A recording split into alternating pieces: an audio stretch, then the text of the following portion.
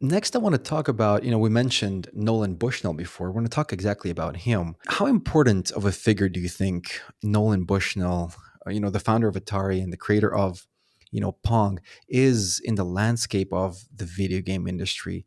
Obviously, I read his incredible story on your website, which, I really can quite confidently be an amazing Hollywood movie, Yeah, if you ask me. Could you dive into that a little bit and talk about his importance and his impact on the industry? Because I believe it is probably one of the most crucial. He is probably one of the most crucial people in the industry. Correct? he is. What's interesting is um, Bushnell created Pong, but he based his design of Pong on work that had been done by Ralph Baer before him, right?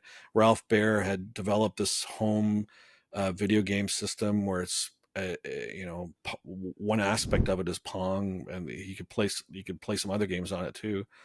But he Hmm. invented this early system that was sold to Magnavox, and then they produced it as the Odyssey, which is pretty much Uh the huh. first home video game system sold in 1971. I think we ought to move right on now to the first of our three scenarios, the TV gaming. Here's my partner Bill, and we're going to play ping pong for you in a minute. Here we go. A one, a two, a three, and down I go. And up I go, and down I go. Now watch me fake him up. I didn't do it. I did it this time. Okay. Whoops. One, two, one.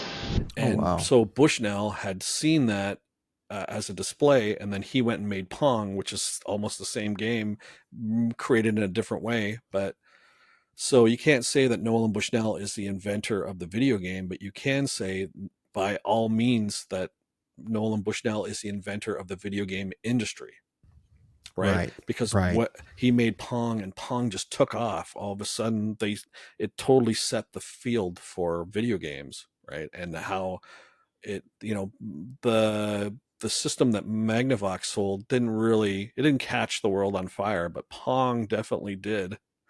It like I said, Atari made a tiny little sliver of all the amount of games. Everyone else has made their own version too, right? And they sold hundreds of thousands of copies. But definitely Bushnell, in one regard, he is the founder of the video game industry, and Bushnell in his heart is a carnival barker, right? Okay. He's an evangelist, you would say, right? And he definitely, in his exuberance and his his comments that he's made at the time and then over the years, it's like he um, is another one of those figures like Trip Hawkins, where they're looking to push the field forward, right? Exactly. Like Exactly. a great quote from Nolan Bushnell is, "If you're not failing occasionally, then you're not reaching out as far as you can reach," right? Okay. Right. Interesting. So it's like, you know, you can learn from your failures as much as you can learn from your successes. So he's like Hmm. saying, just you try. And he himself, he founded Atari, the fastest growing business corporation at the time in the world. Something that's still existing today, although it's, a different A bit entity different. than it, Yeah. than it Yeah. was from his. We can't go into that because that's just read my site. It's a twisty turny Byzantine kind of Yeah. story about all the different versions of Atari there have been. But yeah, he not only was he I